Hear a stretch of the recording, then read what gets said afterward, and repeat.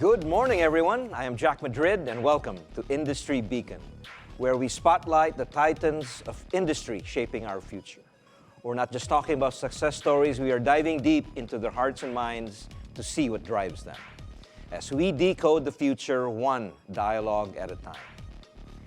Today, we're talking about a critical force transforming business as we know it, corporate governance. It's no longer just about profit, it is about purpose. It is about companies taking the lead in building a sustainable future, championing the common good, and delivering real impact beyond the bottom line. In the Philippines, our conglomerates are leading this shift. They are not just driving economic growth, they are leading the charge in sustainability and responsible business practices, paving the way for a stronger, greener, and more inclusive future. Joining us today is Attorney Solomon Hermosura, Government Corporate Counsel and the former Chief Legal Officer of the Ayala Corporation. Attorney Hermosura has been at the helm of some of the country's most impactful corporate governance initiatives, and he is here today to share his insights on what it takes to balance business success with sustainability and social responsibility. Attorney Mon, welcome to the show. Thank you. Thank you for having me here, Jack. Let's kick things off, Mon. You have such deep experience. Now, of course, you've been in the government for almost 1 year, and you were with the Ayala Corporation for 28 years, where we were colleagues. Yes. So let's kick things off, Mon, with the question on, conglomerates here in the Philippines are often considered to be at the forefront of shaping our economy and the future of our country. How have you seen corporations like Ayala and the other conglomerates integrate sustainability into their corporate governance frameworks, and maybe give us examples of what types of initiatives have had the most impact so far? Well, the sustainability movement, Jack, is actually the continuation of the shift from shareholder primacy to stakeholder capitalism. Wow. Yeah. So Wow. there was a time when corporations were meant to serve only the interests of their shareholders. But we have shifted from that framework. And the dominant framework now is what they call the stakeholder capitalism, where you take care of the community first before the interests of your shareholders. Yeah. So this is a continuation of that shift, which I think is the more legally defensible framework, because corporations as juridical persons are creatures of law, and law can only be enacted for the common good, not for individual good. Mon, is this a recent, because that's a very powerful and dramatic shift, no, in that particular framework, what you just described. Well, This is relatively recent? I think no. I think if you remember the movie Wall Street, where someone said, greed is good, we were still at the shareholder primacy framework at that time. Yeah. But we have shifted from that. We have moved from that.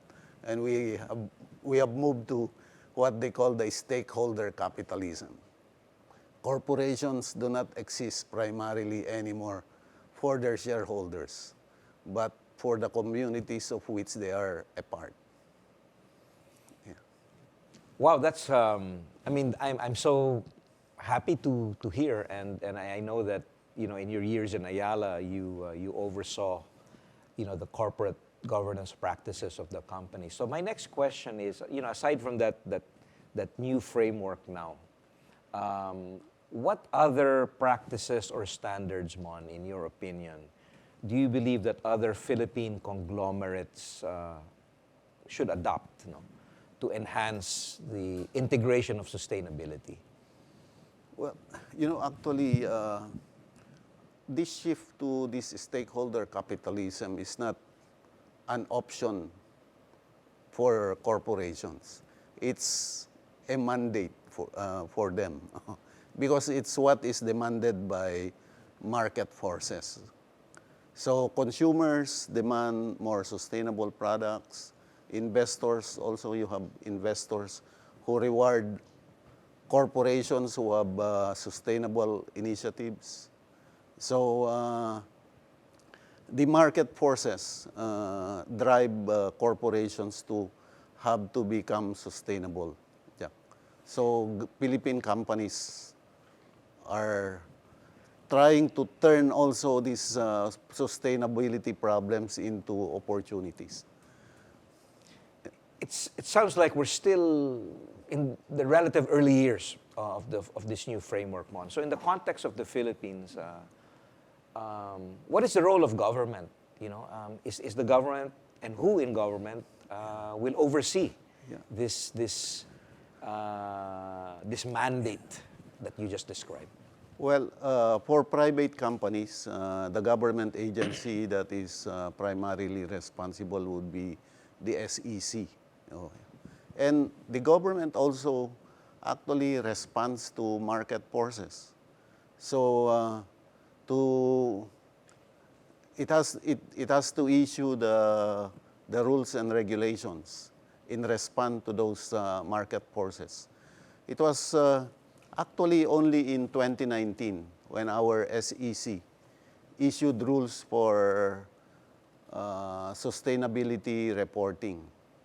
But actually for Ayala, when I was still there, 10 years earlier, I think that was in 2009, when Ayala started already sustainability reporting under the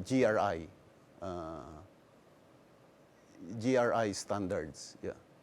So 10 years before the SEC issued the mandate. But and I think that's a significant development, the SEC regulations for sustainability reporting, because it forced the private companies to let the public know and let the investors know what they are doing to promote sustainability and to minimize their negative impact to the environment and to the community. And if I may ask, Mon, thus far, how is the country doing, in its conglomerates, its corporate citizens, towards this new framework? How are we progressing? How would you, in your opinion, how would you rate us? I think I saw some OECD studies recently. Yeah. We are doing much better than we were doing previously, but in relation to other countries, we are not doing more than they are not doing. In fact, we are lagging behind. Yeah. So much work still needs to be done, but at least we have started. Yeah, definitely. Yeah, yeah. What other kinds of examples, Mon, of sustainability initiatives that you've seen in your experience, have made the most impact? And what is the impact also on profitability? There's this balancing thing that we need to also monitor. Actually, it should not impact the profitability of companies to be sustainable. Yeah, because as I mentioned earlier, it's also market forces that drive this sustainability movement. Yeah. So, for instance, I think one of the most impactful sustainability initiative that our conglomerates did was what Ayala has done to ASEN. I think ASEN used to be the Pinma Energy, which was a coal power generation company. And what Ayala has done, is to transform ASEN into a 100% renewable energy generation company. Oh, that is, I think, in the top 5 in the ASEAN. Yeah. That's a great example, and thanks for sharing that ASEAN used to be FINMA. FINMA Energy in coal, yeah, but now 100% in renewable.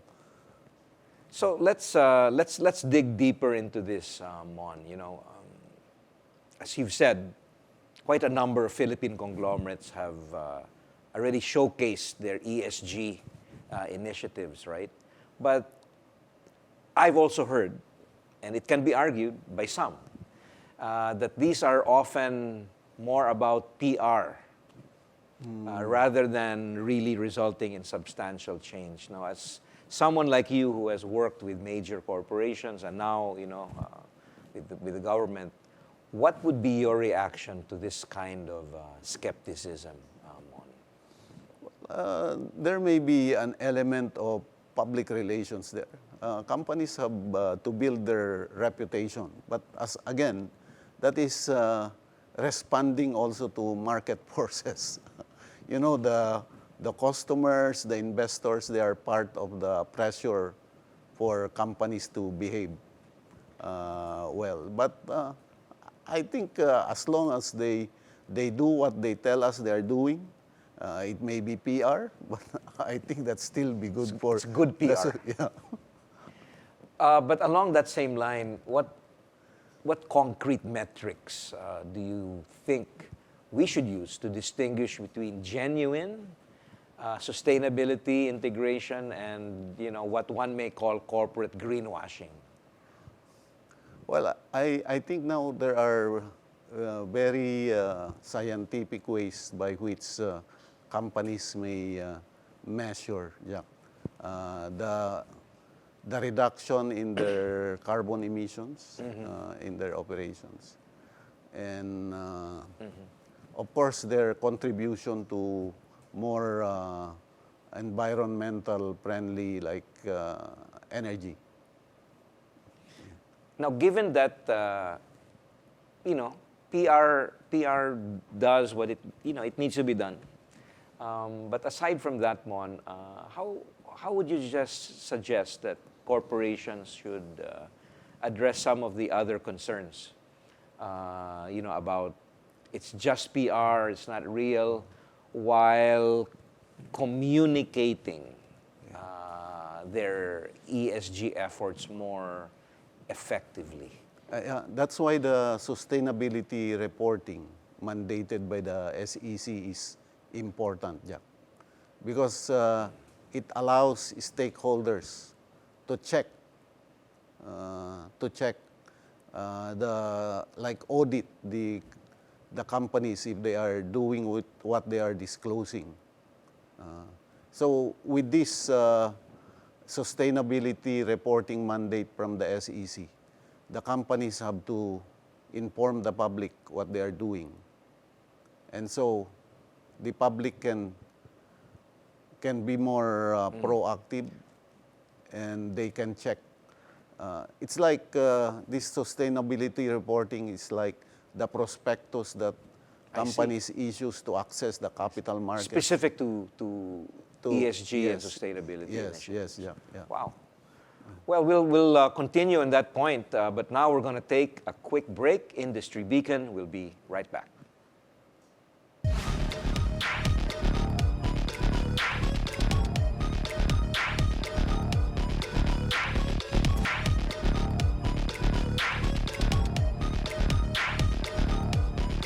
Welcome back. You're still watching Industry Beacon, and here on the Billionario News Channel.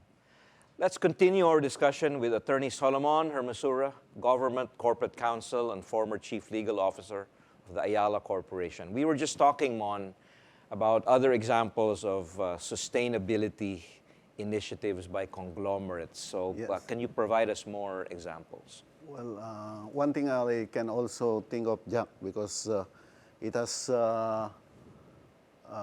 saved us from more flooding recently, is the river dredging of San Miguel Corporation. Yeah, it has been dredging at least 3 rivers in the Philippines, and I think it has saved us from worse flooding. Wow. Yes. You also have, I know, SM has fitted all its malls with facilities for rainwater collection and the water for water reuse. I think these initiatives have been very helpful to the country. Wow, that's really good to know how, as you've said, conglomerates have led the way and been good examples, and I hope that other corporations, follow suit. So moving on to a related topic, some business leaders argue that this focus on social responsibility can be excessive and compromise competition and competitiveness as we face more challenging business environments. Now, drawing from your rich experience, are there specific cases, Mon, where companies have successfully been able to balance profit with meaningful social impact? And obviously there are going to be trade-offs, but how are those trade-offs managed? Actually, most sustainable initiatives can lead to even better business for corporations, because the market forces favor these companies. I think, Jack, there are cost-oriented investors. They invest only, let's say, in renewable companies. So they don't mind paying higher values for these companies. And then you have also even lenders. I think there was a time when green bonds were issued at negative yields. I don't know. So there is a way to turn sustainability problems into opportunities. And that's what our corporations are doing, I think. Well, that's quite an insight, Mon, and certainly a motivation to encourage sustainability. If you're talking about premiums given to green initiatives by conglomerates, and banks giving very favorable lending rates. Yeah, These are... Even consumers also are responding well, There are eco products, I think they are sold at premium prices. And then, most people buy EV cars. That's true. But not to reduce their carbon footprint, but because the fuel cost is lower. So there is a way by which corporations can be so sustainable but more profitable at the same time. Yeah, that's very promising to hear. As we wrap up, our discussion, Mon, I know that you recently became one of the bar examiners, and I've seen that how our country seems to be giving so much attention to the legal profession. So that's my last question for you now.